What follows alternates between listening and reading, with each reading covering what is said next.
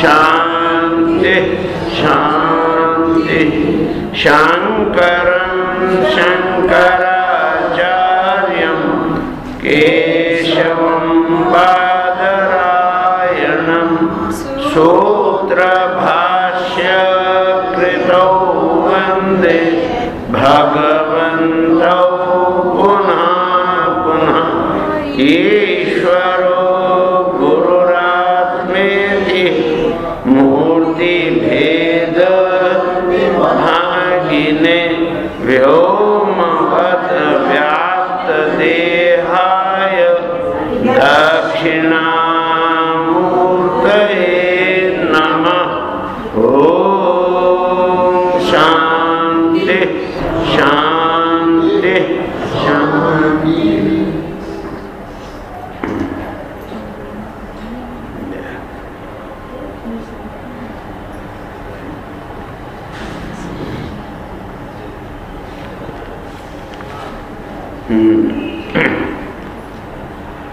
ओम श्री शुकोवाच एवं अनुशास्य आत्मजान स्वयं अनुशिष्टान अपि लोकान शासनार्थम महानुभावः परम सुहृद भगवान ऋषभ उपदेश उपशम शीलानां उपरत कर्मणां महामुनीनां भक्ति ज्ञान वैराग्य लक्षणं पारमहंस्यं धर्म उपशिक्षमाणः स्वतनय शत ज्येष्ठम परम भागवतम भगवज्जन परायणम भरतम धरणी पालनाय अभिषिच्य स्वयं भवन एव उव्रत शरीर मात्र परिग्रह उन्मत्त एव गगन परिधानः प्रकीर्ण केशः आत्मन्यारोपित आहवनीयो ब्रह्म आवर्तात् प्रभवराज। तो आप वो ऋषभ देव जी ने उपदेश दिया अपने पुत्रों को, 100 पुत्रों को, और उपदेश देने के बाद उन्होंने क्या किया? प्रभवराज, आप देखते हैं महात्माओं के नाम के साथ एक लिखा होता है परिव्राजक। क्या लिखा होता है? परिव्राजक। और परिव्राजक का अर्थ है परित्यज्य एष्णात्रयम् व्रजति इति परिव्राजक। जो 3 प्रकार की एष्णाएं हैं, कौन कौन सी? पुत्रेष्णा, वित्तेष्णा और लोकेष्णा।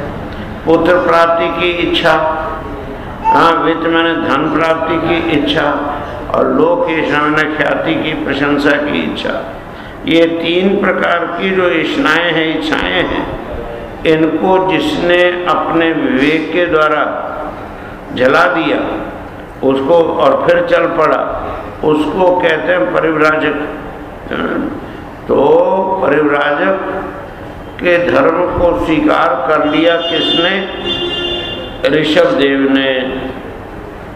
तो कहते हैं सबसे पहले तो एवं अनुशास्य आत्मा, अपने जो पुत्र थे, कैसे पुत्र थे? तो स्वयं अनुशिष्टान अपि, यद्यपि वो उनके जो पुत्र हैं वो पहले से ही क्या थे? अनुशिष्ट थे, अनुशासित थे। अनुशिष्ट मैंने डिसिप्लिन, जो पूर्ण आत्मा अनुशासन में रहते हैं उनको कहते हैं अनुशिष्ट। तो कहा कि वो तो स्वयं ही अनुशिष्ट थे, स्वयं क्या थे? सुव्यवस्थित थे, जिनके विषय में आप प्रारंभ में ही सुन के आएंगे कैसे कैसे थे। तो स्वयं अनुशिष्ट होते हुए भी लोकानुशासनार्थम, लोगों का अनुशासन करने के लिए कैसे अनुशासन करना चाहिए, इस बात का उनको अनुशासन दे करके अपने पुत्रों को। फिर वो महान अनुभावो यस्य स महानुभावा। अनुभाव कहते हैं किसको?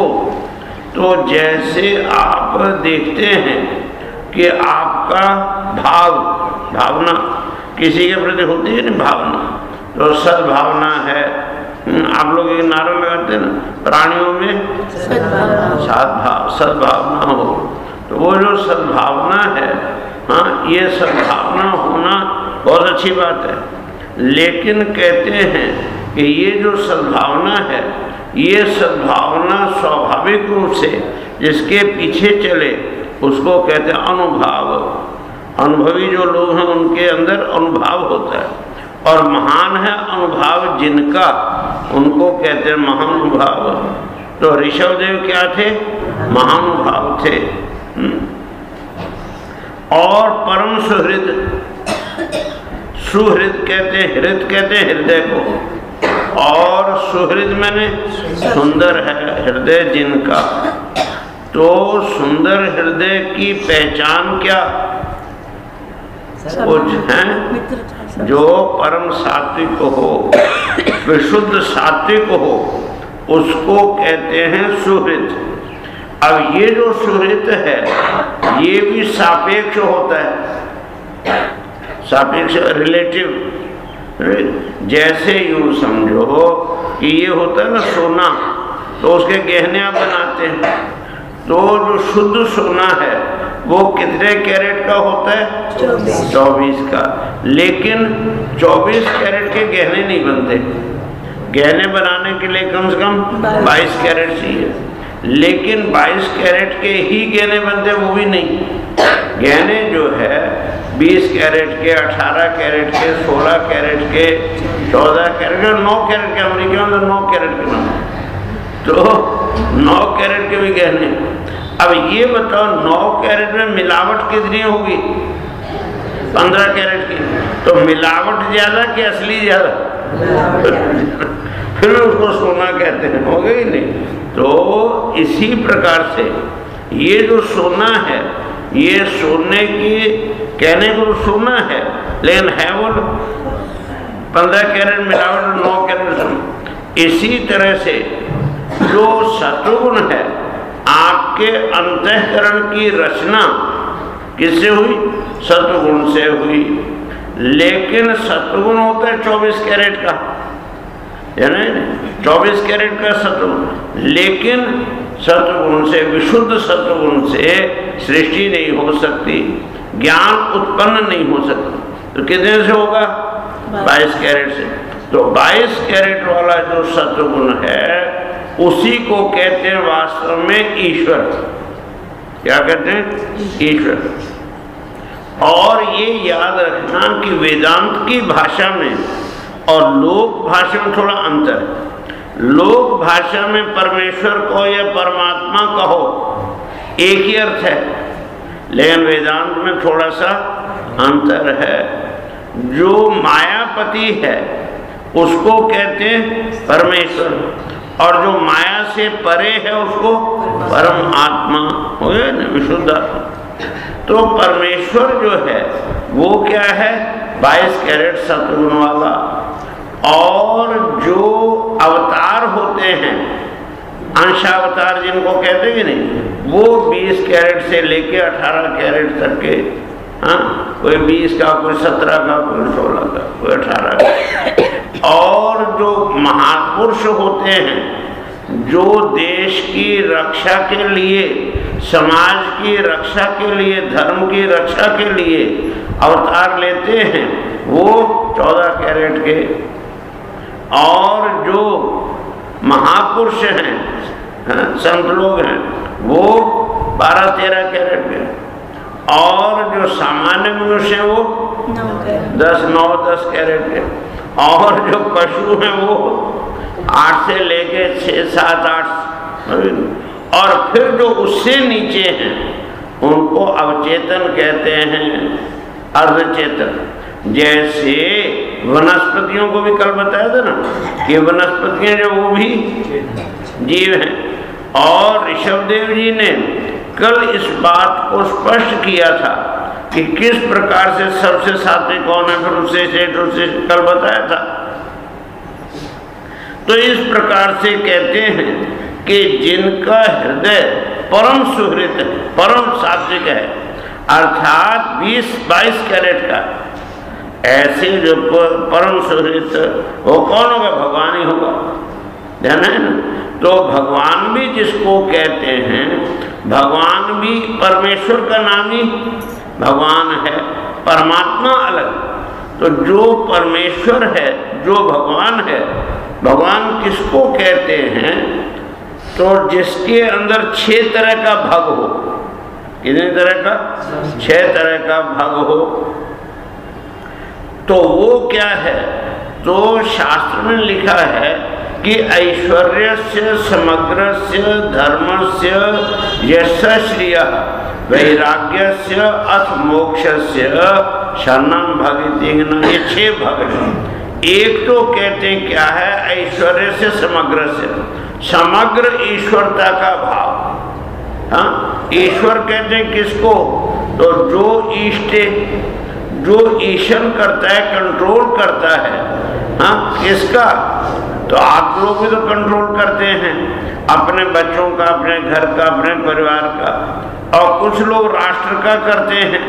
हाँ, कुछ लोग इंटरनेशनल भी करते हैं। लेकिन ये सब जो है एक एक अंश के ईश्वर है।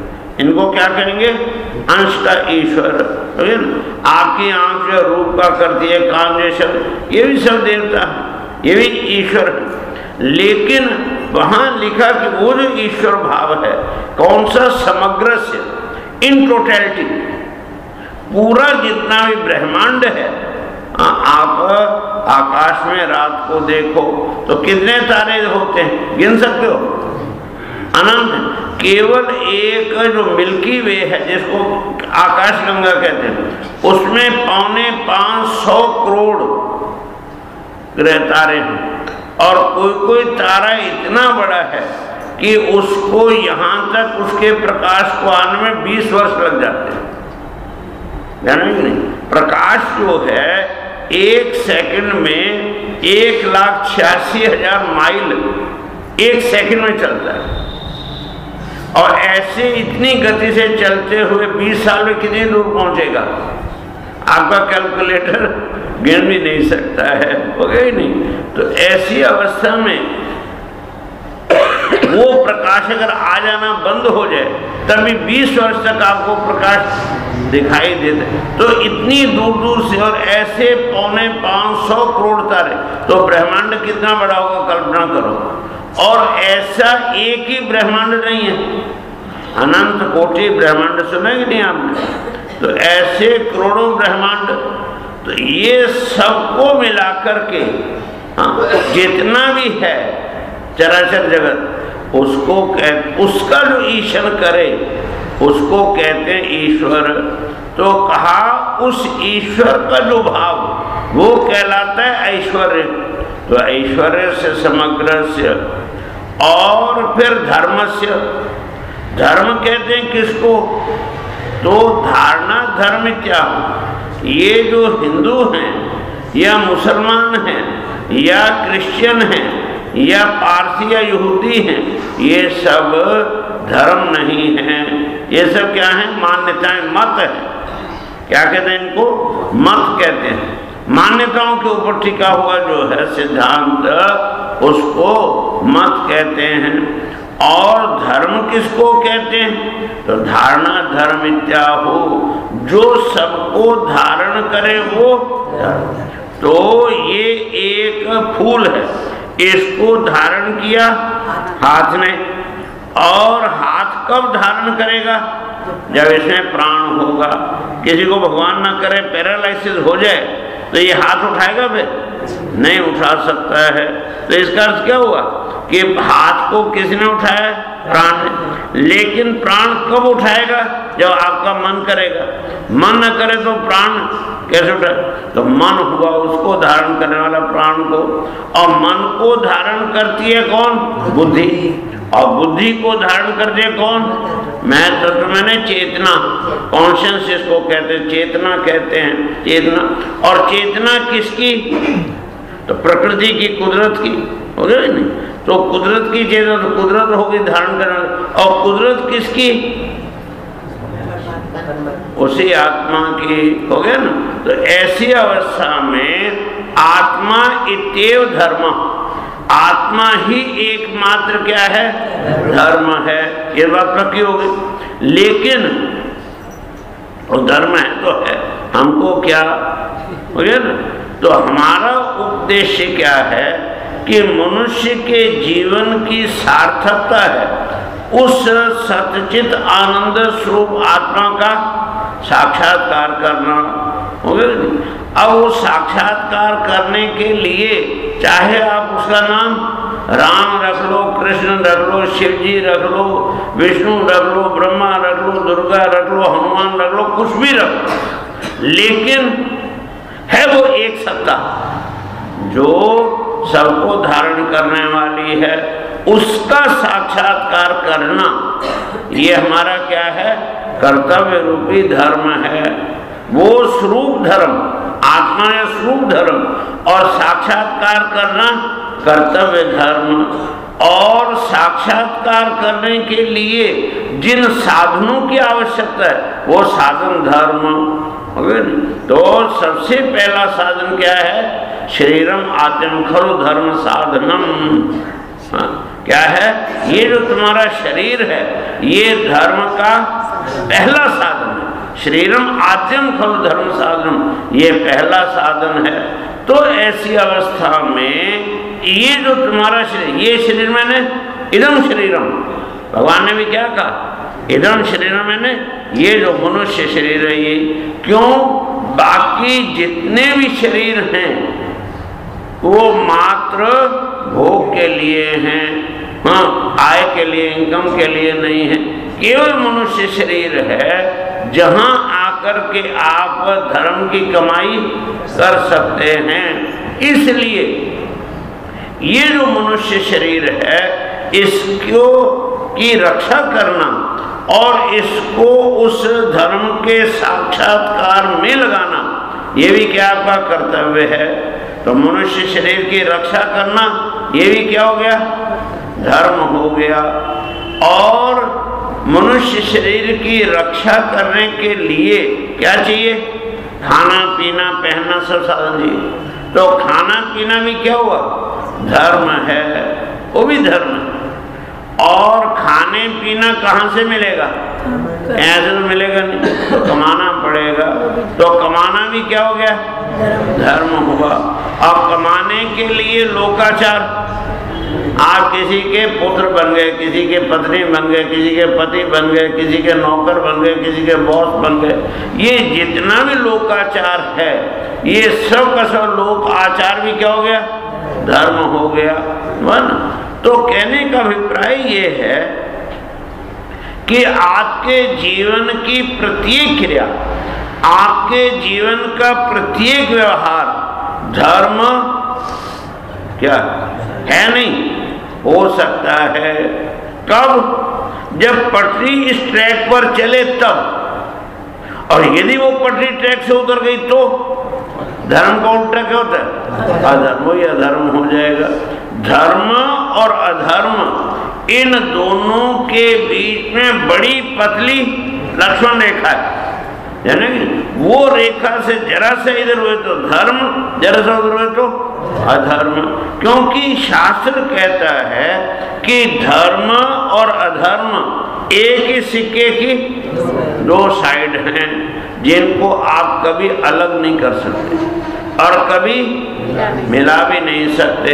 ये सिक्का ही नहीं तो इसको अलग भी नहीं कर सकते, दोनों साइड को मिला भी नहीं सकते। इसी तरह से धर्म और अधर्म इनको कभी मिला भी नहीं सकते और कभी अलग भी नहीं कर सकते। जो साइड ऊपर होगी वही प्रभावी होगी और जो साइड नीचे होगी वो गई। तो इसलिए धर्म, तो इस बात को शास्त्र कहता है ऐश्वर्य से समग्र से धर्म से, समग्र से धर्म से। ये जो संपूर्ण A to Z धर्म बताया, ये संपूर्ण धर्म का नाम भग है। और यश, यश कहते हैं किसको? ख्याति को, प्रसिद्धि को। और ख्याति कब होती है? जब आप सत्कर्म करते हैं तो आपकी ख्याति होती है। और जब आप असत कर्म करते हैं तो कुख्याति होती है। तो इसलिए यश वो नहीं है। वो यश कब होगा? जब आप सत्कर्म करेंगे, पुण्य कर्म करेंगे। और सत्कर्म या पुण्य कर्म कौन सा है? तो अपना कल्याण करते हुए दूसरों को कल्याण के मार्ग में आरूढ़ करना, इसका नाम है सत्कर्म। क्या हुआ? अपने जो है लक्ष्य की ओर आरूढ़ होते हुए, चलते हुए, बढ़ते हुए दूसरों को उसमें सहायता करना। हो गया नहीं? जैसे वो होती है ना, रेस होती है, तो उसमें हर एक जो स्पर्धी है उसकी कामना क्या होती है कि मैं सबसे आगे निकलूं, और बड़ी अच्छी बात है वो। लेकिन अगर कोई आगे बढ़ते दूसरे को टांग लगा के आगे बढ़ता है तो आउट अपराध हो जाता है कि नहीं? वही अधर्म हो जाता है, वही अधर्म है। तो ऐसी अवस्था में इस बात को कहा कि यश मैंने ख्याति, और ख्याति मैंने सत्कर्म। सत्कर्म का अर्थ कि अपने जो है कल्याण करते हुए दूसरों को कल्याण के मार्ग पर आरूढ़ करे, उसका नाम सत्कर्म। और कहते हैं फिर ये तो हो गया यश, और फिर श्री मैंने लक्ष्मी। लक्ष्मी का अर्थ है साधन। हो गया नहीं? उस लक्ष्य की ओर बढ़ने के लिए जितने भी साधन हैं, धन दौलत आदि है, लक्ष्मी को तो आप लोग जानते ही हैं। हो गया नहीं? लक्ष्मी की भी व्याख्या करने की जरूरत है क्या? तो वो लक्ष्मी है। अब वो ये बात अलग है कि वो लक्ष्मी भी तीन प्रकार की होती है। सात्विक लक्ष्मी, राजसी लक्ष्मी और तामसी लक्ष्मी। तो कल बताया था विस्तार से। तो इसलिए इस बात को कहते हैं ऐसा श्रिया वैराग्य। और वैराग्य का कारणभूत विवेक। जब विवेक आपके अंदर जागृत होता है तो वैराग्य पैदा होता है। ये जो विवेक क्या है? ज्ञान है। और ज्ञान क्या है? आत्मा है। तो आत्मज्ञान रूपी जो विवेक, वो भी क्या है? वो भी भाग है। और मोक्ष, मोक्ष का साधन रूप साक्षात्कार किसका? उसी आत्मा का, तो वो भी भगवत। इस तरह से ये जो 6 प्रकार का भग है, इससे जो युक्त है उसको कहते हैं भगवान। अब अपने नाम के साथ कोई भगवान लिख ले तो भगवान हो गया, ऐसा नहीं। ये जितने लक्षण जिसमें घटित होते हों वो भगवान है। तो इसलिए कहते हैं कि वो परम सुहृद भगवान कौन? ऋषभ, ऋषभदेश। वो जो ऋषभ देव हैं, वो ऋषभ देव क्या किया? सबको इस प्रकार से दे करके, ज्ञान दे करके स्वयं परिव्राजक बन गए। तो कहते हैं कैसे? तो उपदेशा उपशम शीलानाम उपरत कर्मणाम महामुनिनाम भक्ति ज्ञान वैराग्य लक्षणम पारमहंस धर्मम उपशिक्षमाणा। अब उन्होंने क्या किया कि वो जो ऋषभदेव थे वो उनको शिक्षा देने के लिए उपशम शीलानाम, जिनका जो है अंतःकरण क्या हुआ? उपशांत हो गया है। अर्थात विवेक के द्वारा जिन्होंने अपने मन को क्या कर लिया? शांत कर लिया है। हाँ, ये जितनी भी वासनाएं हैं, इनके पीछे दौड़ता दौड़ता व्यक्ति आज तक कभी शांत नहीं हुआ। हाँ, कभी संतुष्ट नहीं हुआ। इसलिए जब उसकी ओर से आप मुंह मोड़ेंगे तब आपका मन शांत। जैसे हम समझो सूर्य का प्रकाश है कि नहीं, सूर्य के प्रकाश की तरफ पीठ कर लो तो आपको क्या दिखेगी? छाया दिखती है। उस छाया के पीछे पीछे दौड़ो तो छाया को पकड़ सकते हो? नहीं पकड़ सकते हो। जितना तेज दौड़ोगे छाया दूर उतनी दौड़ेगी। लेकिन अगर सूर्य की तरफ मुंह किया तो छाया तुम्हारे पीछे पीछे दौड़ेगी। इसी प्रकार से ये जो लक्ष्मी है ये भी क्या है? छाया है उस नारायण की। नारायण की क्या है? छाया मात्र है। और नारायण की तरफ पीठ करो, और करते हो कि नहीं? ईमानदार से बोलो। जिस दिन वो आती है ना दिवाली, तो दिवाली के दिन पूजा करते हो किसकी? लक्ष्मी की पूजा करते हो, तो अब ऐसी अवस्था में लक्ष्मी की पूजा करो तो लक्ष्मी जरूर आएगी तुम्हारे, लेकिन किस पे बैठ के? अपने वाहन पर। और लक्ष्मी का वाहन उल्लू। तो अगर मान लो आपके घर में कोई आवे और घोड़ा लेके आवे, तो उसकी सेवा करो, तो घोड़े की भी सेवा करोगे कि नहीं? तो उल्लू की भी सेवा करोगे कि नहीं? तो उल्लू की सेवा करोगे, उल्लू क्या मेरे जैसे हो जाओ। तो तुमको भी क्या बना के रखेगी? उल्लू। और इसलिए जो लोग केवल लक्ष्मी की क्या करते हैं? पूजा करते हैं, उनको लक्ष्मी वाहन कहते हैं। क्या कहते हैं? लक्ष्मी वाहन मतलब अब समझ लो, मैं नहीं कहता हूँ। तो जब आप भगवान विष्णु के साथ लक्ष्मी नारायण की पूजा करेंगे, तो फिर लक्ष्मी किसके साथ आएगी? और नारायण किस पर आएंगे? गरुड़ पर। तो फिर तो गरुड़ के ऊपर आएगी। तो ऐसी अवस्था में बात समझ आ गई? तो किसकी पूजा करनी चाहिए? लक्ष्मी नारायण की। इसलिए भगवान ने भगवत गीता में कहा कि ये जो देवी है ये कैसी है? तो देवी हेशा गुणमयी मम माया दुरत्या। दुरत्या समझे? दुलत्ती झाड़ती है ना, जो दुलत्ती कौन झाड़ती है? जानते हैं दुलत्ती कौन झाड़ता है? दुलत्ती है कुत्ता, घोड़ा, गधा।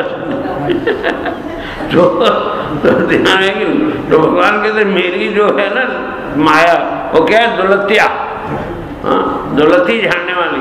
हाँ, उसको पार करना संभव नहीं है, उसकी सवारी करना संभव नहीं।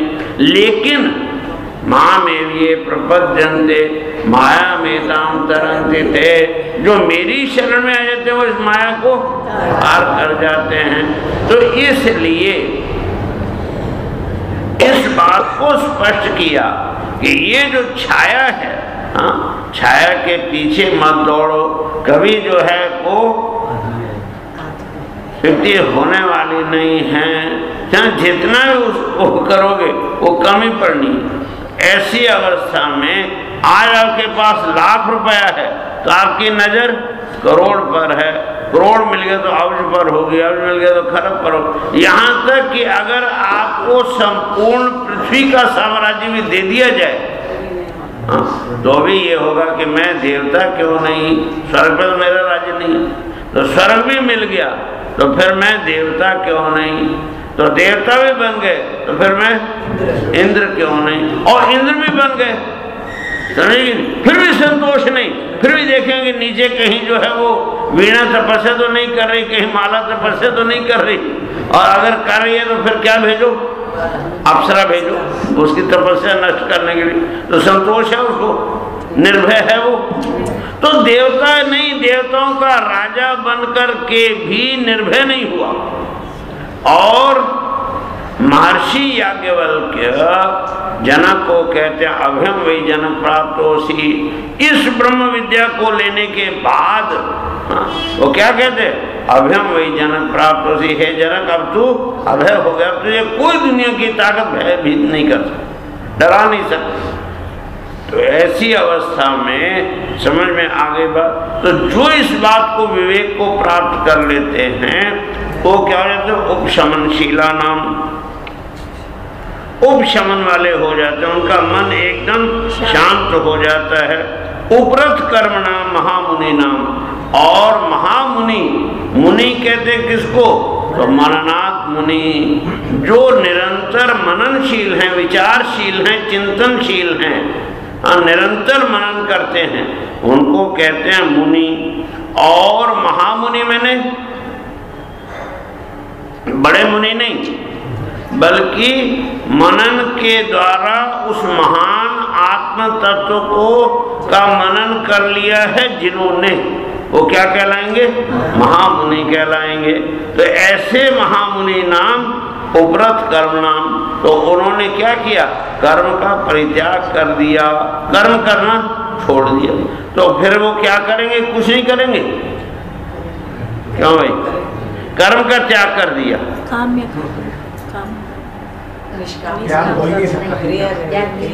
हाँ, थोड़ा सा यहाँ थोड़ा सा मैंने कई बार कहा कि क्रिया और कर्म ये दोनों के भेद को हमेशा याद रखो।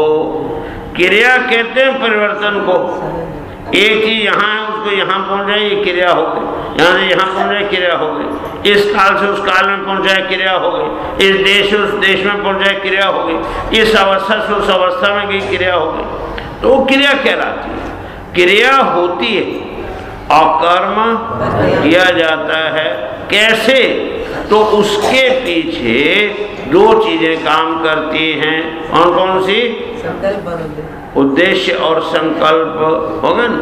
और एक ही क्रिया के साथ जैसा उद्देश्य और संकल्प होगा उसके अनुसार उसका कर्म हो जाएगा। तो देखने में बिल्कुल डिट्टो एक जैसी क्रिया होने पर भी कर्म अलग अलग होगा और उसका फल भी अलग अलग होगा। इस जानते ना इस बात को? तो इसलिए जैसे दो ही भाई हैं सगे, और एक मिलिट्री में और एक डाकू है ना, तो मिलिट्री वाला भी अपनी मशीन गन से 5000 विदेशी शत्रुओं को भून देता है। तो क्या मिलेगा उसको? परमवीर चक्र और इनाम मिले। और डाकू ने भी एक गांव को लूटने के लिए 5000 लोगों की हत्या कर दी, उसको क्या मिलेगा? देख लो, क्रिया तो एक ही है कि नहीं, लेकिन फल एकदम भिन्न हो गया। तो इसलिए उपरत कर्म नाम का अर्थ क्रिया त्याग नहीं है बल्कि कर्म त्याग है। छठे अध्याय में गीता में भगवान ने इस बात को स्पष्ट किया कि क्या है, जितने भी योगी हैं वो क्या करते हैं? क्रिया त्याग नहीं करते बल्कि सर्व संकल्प सन्यासी क्या त्याग देते? संकल्प छोड़ देते। नई किसी प्राप्ति के लिए वो संकल्प नहीं करते। जो मिलता है उसका स्वागत है, जो नहीं मिलता है उसको धन्यवाद है। नई किसी चीज के लिए संकल्प नहीं करना, उसको कहते हैं उपरत कर्म, है ना। तो कहते हैं उपरत कर्म नाम महामुनि नाम भक्ति ज्ञान वैराग्य लक्षणम पारमहंस। तो परमहंस जिसको कहते हैं, तो आपने सुना है कि एक पक्षी होता है जिसको हंस कहते हैं ना हंस। तो कहते हैं ये जो हंस है इसकी विशेषता ये है कि ये दूध और पानी को अलग कर देता है। हमने तो कभी ऐसा देखा नहीं, लेकिन ऐसी कल्पना करते हैं कि पानी के अंदर कमल खिले होते हैं और कमल का जो होती है ना नाल, वो एकदम जब कच्ची होती है दूध जैसा उसमें होता है। तो कमल को पानी में से निकाल के उसके में से निकाल के नाल क्या कहते हैं आप लोग? उसकी सब्जी भी बनाते हैं, भीग कहते हैं, भीग। लेकिन वो तो पके हुए जब एकदम कोमल होता है वो, तब वो दूध की तरह ही होता है और टेस्टी भी होता है। तो उसको पीते होंगे। खैर अपने को उन पक्षियों से कुछ लेना देना नहीं है। तो अपने को तो जैसी अलग करना, दूध पानी को अलग करना, इसी तरह से जो सत और असत, मिथ्या और वास्तविक, उन दोनों को अलग कर सकता है, सच और झूठ को अलग कर सकता है, उसको कहते हैं हंस।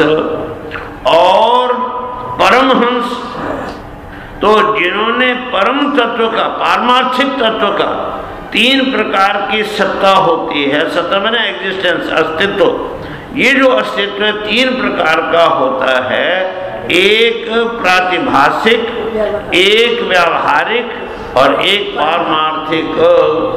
तो प्रातिभाषिक उसको कहते हैं कि देखते देखते झूठ हो जाए। जैसे कल बताया था ना कि पति पत्नी में हो गया झगड़ा और रात को बिना खाए सो गए, दोनों लड़ाई के मारे, समझिए अर्चना, दोनों क्या हुआ, लड़ाई के मारे बिना खाए सो गए। और सो गए तो रात को क्या हुआ, सपना देखा, तो सपने में आ गई सहेली कि चलो अर्चना घूम के आते हैं, हाँ चलो, तो सपने में घूमने चली गई। और वहाँ थी सामने हलवाई की दुकान, तो उसने सहेली ने कहा जरा कुछ खा लें, कि हाँ चलो खा लेते।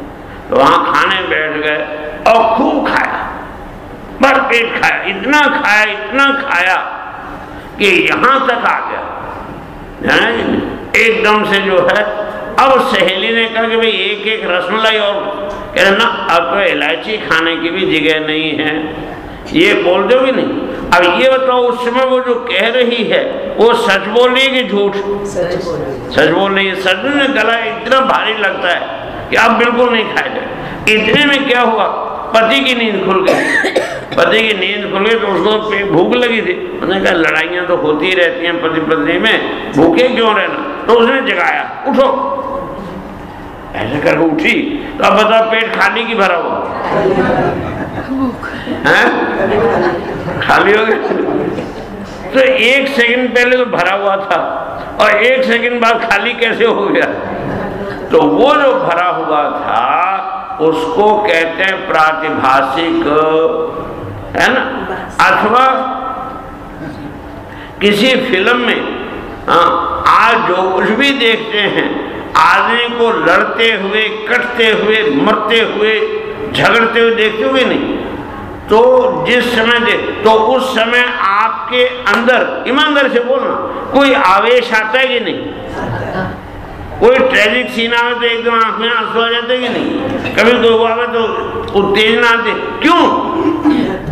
और क्या वास्तव में वहां कुछ है? तो उसको कहते हैं प्रातिभाषिक। तो फिल्म में जो कुछ आप देखते हैं वो भी प्रातिभाषिक, और सपने में जो देखते हैं वो भी प्रातिभाषिक। इधर रस्सी का दृष्टांत ले, जितने दृष्टांत, तो वो प्रातिभाषिक सत्ता। लेकिन जागृत काल में जब बनाया हुआ भोजन फ्रीज से निकाला और खाया और तृप्ति, तो वो व्यवहारिक। क्यों? कि ये सपना टूटने वाला नहीं है ना। ये जो सपना है व्यवहारिक जगत का सपना, ये टूटने वाला नहीं। टूटेगा सही, कभी ना कभी, कहीं ना कहीं, किसी न किसी समय तो टूटेगा। लेकिन कब टूटेगा? जब परमात्मा स्वरूप का ज्ञान हो जाएगा तब। उसके पहले ये टूटने वाला नहीं। तो इसको कहते हैं व्यवहारिक। लेकिन है तो ये भी सपना ही। क्या? जिसको हम व्यवहारिक, एक प्रातिभाषिक सपना और एक व्यवहारिक सपना, जाने, लेकिन है तो सपना ही। एक सपना अगर 5 मिनट का हो और एक सपना 2 घंटे का हो, तो दोनों में ज्यादा सच्चा कौन सा है? लेकिन है कौन? दोनों ही सपने झूठे, चाहे 2 घंटे का हो, चाहे 200 वर्ष का हो, चाहे 200 जन्म का हो, चाहे 200 सृष्टियों का हो, है सब नहीं। तो इसलिए इस बात को स्पष्ट करते हैं कि ये जितना भी जगत है ये सब क्या है? जिसको हम व्यवहारिक सत्य कहते हैं वास्तव में वो भी मिथ्या ही है। हो गया ना? क्यों? कि कोई भी अवस्था टिकती नहीं ना। जब पैदा हुए तो क्या थे हम लोग? सब छोटे बच्चे ही थे ना। लेकिन बच्चे नहीं रह सके, कुमार हो गए, क्या उछलते हैं, हो गए नहीं। और फिर जो है थोड़ी जवानी आई, फिर थोड़ा सा बुढ़ापा आया, और अंत में तो मतलब क्या हो? निरंतर परिवर्तन। ये जो निरंतर परिवर्तनशीलता है यही इस बात को बताती है यहाँ सच्चा कुछ नहीं है। निरंतर बदलने वाले को ही झूठा कहते हैं। तो इसलिए कहते हैं ऐसा विवेक जिसके अंदर जागृत हो गया, जिसने उस पारमार्थिक सत्ता को जो हर देश, हर काल और हर अवस्था में सत्य है, वो परम सत्ता जो सबका अधिष्ठान आधार है, उसको कहते हैं पारमार्थिक सत्ता। और वो एकमात्र आत्मा की है। आत्मा इत्येव सत्य हो गया ना। ये जो आत्मा रूपी सत्य है, परम सत्य, इसको जिसने विवेक के द्वारा जान लिया उसको कहते हैं परमहंस, है ना। और ये जो परमहंस का जो धर्म है उसको कहते हैं पारमहंस्यम। तो कहते हैं पारमहंस्यम धर्मम उपशिक्षमाना, उस धर्म की उपशिक्षा देते हुए, समझे कि नहीं, बिल्कुल जो है देने के लिए वो भगवत जन परायणम भरतम, और जो उनका सबसे बड़ा पुत्र कौन, भरत, स्वतः ज्येष्ठम, सबसे बड़ा जो बेटा था भरत, कैसा था, परम भागवत, वो भगवान का परम भक्त था, और भगवत जन परायणम, और भगवान के जितने भी प्राणी मात्र हैं, सब जितने भी प्राणी वो क्या हैं, भगवान की संतानें हैं, हो गए। इसलिए उन सबको भी वही परम रूप मानता हुआ, परमेश्वर रूप मानता हुआ ही उनकी सेवा करने वाला जो भरत, उसको धरणी पालनाय अभिषिच्य, हाँ, इस धरणी में जो संपूर्ण पृथ्वी है, इस पृथ्वी का पालन करने के लिए, अनुशासन करने के लिए, राज्य करने के लिए क्या कर दिया, अभिषेक, मैंने अभिषेक कर दिया। जैसे अपने उस दिन किया ना 25 तारीख को स्वामी जनकपुर जी का अभिषेक किया, पट्टाभिषेक, इसी तरह से उन्होंने भरत का भी अभिषेक कर दिया। तुम्हारे भरत का नहीं, अच्छा, तो भरत का भी क्या कर दिया, अभिषेक कर दिया, और करके स्वयं भवने एव उपरत शरीर मात्र परिग्रह, और घर से बाहर नहीं गए, घर के अंदर ही रहते हुए और सब चीजों से क्या हो गए, विरक्त हो गए, केवल शरीर मात्र परिग्रह, केवल शरीर की जितनी मौलिक आवश्यकताएं हैं उनको ही ग्रहण करने वाला, उससे अधिक नहीं लेता। जितनी, जैसे यूँ समझो, पेट भरना, भोजन करना, ये शरीर के लिए जरूरी आवश्यक है, लेकिन खिचड़ी खानी है कि मालपुआ खाना है, ये शरीर रक्षा के लिए आवश्यक नहीं है। तो ऐसी अवस्था में ये कभी संकल्प नहीं करता कि मुझे ये खाना या वो खाना, जो मिल गया उससे। तो इसलिए जगतगुरु आदि शंकराचार्य जी अपने अंतिम उपदेश में, जीवन के अंतिम उपदेश में, अपने जो सन्यासी शिष्य थे उन लोगों को उपदेश देते हुए कहते हैं, स्वादुन्नत याचिताम, शिष्यो स्वादिष्ट अन्न की कभी याचना मत करो कि आज मुझे रबड़ी खिलाओ या आज मुझे बासुंदी खिलाओ या मालपुआ खिलाओ, ऐसा नहीं, कभी भी याचना मत करो। लेकिन मैं ये नहीं खाऊंगा, मैं रबड़ी नहीं खाऊंगा, मैं खीर नहीं खाऊंगा, मैं मालपुआ नहीं खाऊंगा, उसका नाम त्याग नहीं, उसका नाम वैराग्य नहीं, बल्कि जो मिल गया उसको ग्रहण कर लो। कितना करना वो हमारे हाथ, क्या खाना वो आपके हाथ में है। आप जो खिलाएंगे वो हम खाएंगे, लेकिन कितना खाना वो हमारे हाथ में है, हो गया नहीं। तो कैसे कितना खाना, तो उसके लिए भगवान कहते हैं स्वादुन्नम नतु याचितम, स्वादिष्ट अन्न की याचना मत करो, विधि विषाद प्राप्त संतुष्टितम, विधि विषाद मैंने तुम्हारे प्रारब्ध से तुमको जो भी प्राप्त होता है उसको केवल ऐसे चला लो नहीं, संतुष्टितम, उसमें परम संतोष के साथ, तृप्ति के साथ उसको ग्रहण करो।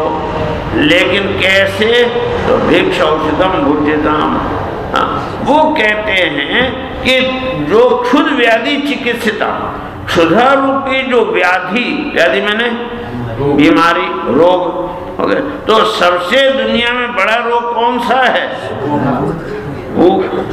भूख से बड़ा कोई रोग है ही नहीं। तो कहते हैं ये जो क्षुद्र व्याधि है इसको इसका इलाज जरूर करो। और इसीलिए भगवान श्री कृष्ण ने भी भूखे रह के जो तपस्या करनी है उसको आसुरी तपस्या कहा है। कौन सी तपस्या? आसुरी। कौन सी? भूखे रहने वाला, शरीर को सुखाने वाली जो तपस्या है भगवान कहते हैं वो आसुरी तपस्या है। यानी इसलिए वो शास्त्र के विरुद्ध है। क्या है? ये जो आसुरी तपस्या है, ये जो शरीर को सुखाने वाली तपस्या है, वो आसुरी तपस्या शास्त्र के विरुद्ध है। अशास्त्र विहितम घोरम, घोर तपस्या जो है वो तप्यन्ते ये तपोजन। कहते हैं जो शास्त्र के विरुद्ध घोर तपस्या करते हैं, क्यों? दंभाहंकार संयुक्त काम राग बलान्विता। हाँ, जो दंभ मैंने नहीं है उसको दिखाया। हाँ, दंभ मैंने झूठा घमंड। हाँ, और अहंकार मैंने अभिमान, उसके कारण से और राग बल से युक्त होकर के वो क्या करते हैं? ये तपस्या करते हैं। और उस तपस्या में करते क्या हैं? तो कर्षयन्ता शरीरस्थं भूतग्राममचेत, अपने शरीर को वो जो अंदर पंच तात्विक तत्व हैं, पृथ्वी जल तेज आदि जो हमको भोजन से प्राप्त होते हैं, उनको कृश कर देते हैं, दुर्बल कर देते हैं, शरीर को एकदम सुखा देते हैं। तो ऐसे जो कर, तो भगवान कहते हैं जिसका शरीर ही दुर्बल होगा उसमें मेरा प्रकाश भी तो नहीं पड़ेगा, तो मैं भी अंदर तो खुद भी दुर्बल हो जाते हैं और अंदर बैठे हुए भगवान को भी कृश कर देते हैं, दुर्बल कर देते हैं। तान विद्यासुर निश्चयान, भगवान कहते हैं निश्चय पूर्वक उनको असुर ही समझो। ऐसे जो तपस्या वो असुर। तो ऐसी अवस्था में भगवत पाद कहते हैं क्षुद्र व्याधि चिकित्सिताम। हाँ, क्षुधा रूपी जो बीमारी है, भूख रूपी जो बीमारी है, उसका इलाज जरूर करो। और देखो एक बात बताऊं, भूखे रहना या खूब खाना ये जीवन का लक्ष्य नहीं है। जीवन का लक्ष्य तो धारणा ध्यान समाधि है। धारणा करना, ध्यान लगाना, समाधि करना, चिंतन करना वो है। अब खाना जो है उसका आनुषंगिक धर्म है। क्या है? आनुषंगिक में ना सहकारी, सेकेंडरी, अंग्रेजी में सेकेंडरी कहते हैं ना, सेकेंडरी धर्म है। अर्थात अगर तुमने खुद खा लिया और भगवान का ध्यान करने बैठे तो नींद आएगी, तो भगवान का ध्यान करोगे कि निद्रा देवी का? तो ये भी गड़बड़। अब बिल्कुल नहीं खाया, भूखे ही बैठ गए ध्यान करने के लिए, तो बार बार अंदर से फोन आएगा, कुछ भेजो कुछ भेजो कुछ भेजो। तो भगवान का ध्यान करोगे भूख का? तो न भूख का ध्यान करना है न निद्रा का ध्यान करना। ध्यान केवल परमेश्वर का, परमात्मा का करना है। इसलिए इतना खाओ कि नींद भी ना आवे और वो टेलीफोन भी ना आवे। तो इसलिए कहते हैं भिक्षौषधम भुजितम, भिक्षा खाओ लेकिन कैसे? औषधम मैंने औषधि के रूप में खाओ, हो गया ना। और जो ज्यादा बीमारी को बढ़ा खाया इतना क्या कि वो बीमार पड़ गए, तो वो खाना नहीं है। इसलिए कहते हैं ऐसी अवस्था में शरीर मात्र परिग्रह, शरीर मात्र के लिए जितनी आवश्यकता है परिग्रह की उतना ही लेते हैं। और उन्मत्त एवं गगन परिधाना, और एक देखा होगा आपने वो जो है दिशा ही दिगंबर, क्या कहते हैं? दिगंबर का मतलब क्या? दिशाएं ही अंबर मैंने कपड़ा है जिसका, अर्थात ये आकाश ही कपड़ा, आकाश के अतिरिक्त तो और कोई कपड़ा नहीं पहने। मैंने नंगे, जैनियों ने यही सीखा उनसे केवल, उनकी जो साधना थी, उनका जो ज्ञान था, उनका जो विवेक था, वो तो नहीं लिया, लेकिन वो नंगे रहते थे या वो जो है अवधूत अवस्था में, उन्मत्त अवस्था में रहते थे। इस बात को केवल पकड़ा उन्मत्त, लेकिन वहां क्या लिखा? उन्मत्त इव, उन्मत्त नहीं थे वो, हैं? हाँ, उन्मत्त से, जैसे उन्मत्त से का मतलब क्या? उन्मत्त नहीं थे। जैसे मासी कहते हो कि नहीं, तो मासी का मतलब क्या? माँ जैसी, मासी मैंने माँ जैसी कहते कि नहीं। तो अब ये जो माँ जैसी का मतलब क्या हो कि माँ नहीं है, माँ नहीं है, मासी कहती अर्थ निकला कि ये मेरी माँ नहीं। लेकिन जैसे माँ निश्चल और निष्कपट प्यार करती है, इसी तरह ये भी निश्चल निष्कपट प्यार करती है, इसलिए उसको कहते हैं मासी। लेकिन आजकल तो मासी मिलती नहीं, आजकल क्या मिलती है? आंटी। आंटी का मतलब जानते हो? जो आंट रख के प्यार रखे। आंट में ना गांठ, सुनिए, दिमाग में आंट रख के प्यार करो, आंटी। तो आजकल तो आंटी ही रह गई है ना, कि मासी भी है कुछ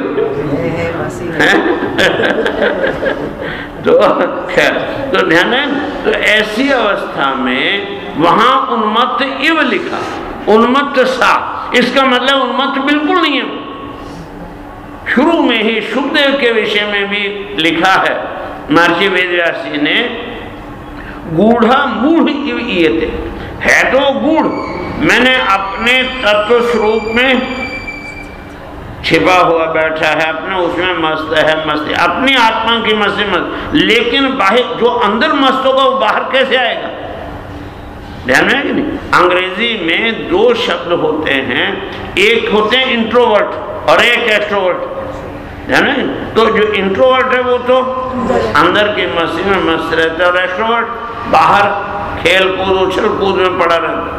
तो जो ये होते हैं ज्ञानी होते हैं, वो कहते हैं इंट्रोवर्ट होते हैं, अंदर ही मस्ती, अपनी आत्मा की मस्ती में ही मस्त, उनको कहते हैं आत्माराम। क्या कहते हैं? आत्माराम। मैंने आत्मे एव रमन्ते इति आत्मारामा, जो अपनी आत्मा में ही रमण करते हैं। ऐसे जो आत्माराम हैं उनको बाहर के जगत से कोई मतलब नहीं है। तो ऐसे जो है आत्माराम के रूप में वो दिगंबर होकर के उन्मत्त गगन परिधाना प्रकीर्ण केशः, और जो उनके ये थे बाल थे, वो सब के सब बालों को भी उन्होंने काट दिया, बिल्कुल काट दिया। और कहते हैं इतना ही नहीं, आत्मनि आरोपित आहवनियों ब्रह्मावर्त पपुराज, और कहते हैं वो जो है जितने भी थे ब्रह्मावर्त जो देश है, उस ब्रह्मावर्त देश से एकदम बाहर चले गए। मैंने ये जो पृथ्वी है, इस पृथ्वी का जो एरिया था, उस एरिया से वो बाहर चले गए। इस प्रकार से जब वो चले गए तो फिर उसके बाद उन्होंने क्या किया? जडांध मूक बधिर पिशाच उन्मादकवत अवधूत वेशो अभिभाष्यमानों की जननम गृहीत मौन व्रतः तूष्णीम बभूव। ये जो लक्षण है, इसको लेकर के जैनी लोग उनको अपना प्रथम तीर्थंकर मानते हैं। वो कहते हैं जड़वत। कैसे हो गए? जड़वत। जड़ कहते हैं किसको? अचेतन को। जैसे ये फूल है, ये चश्मा, ये क्या है? जड़ है। इसी तरह वो भी जड़ है। अर्थात जो चेतन है वो तो किसी न किसी प्रकार का संकल्प करता है, लेकिन जो जड़ है वो तो कभी संकल्प नहीं करता। तो जड़ का अर्थ है कि वो संकल्पहीन हो गए। और इसी तरह से जड़ अंध। अंधा किसको कहते हैं? तो देखता नहीं। तो जिसकी आंखें नहीं हैं वो तो अंधा है ही है, लेकिन जो आंखें होते हुए भी जगत को देखने की इच्छा ही नहीं है। जगत को क्या देखना? हमारे गुरुदेव थे ना, तो उनको कहे ना कि महाराज जी वो अमुक मंदिर बड़ा सुंदर देख, कहते ईंट पत्थर देखने क्या रखा? महाराज हाँ बड़े अच्छे अच्छे भवन बन, ईंट पत्थर देखने से क्या होगा? वासना क्यों? हाँ, क्यों बढ़ा? तो कहने समझे, तो ये जो देखना है, देखने से क्या होगा? क्या देखोगे?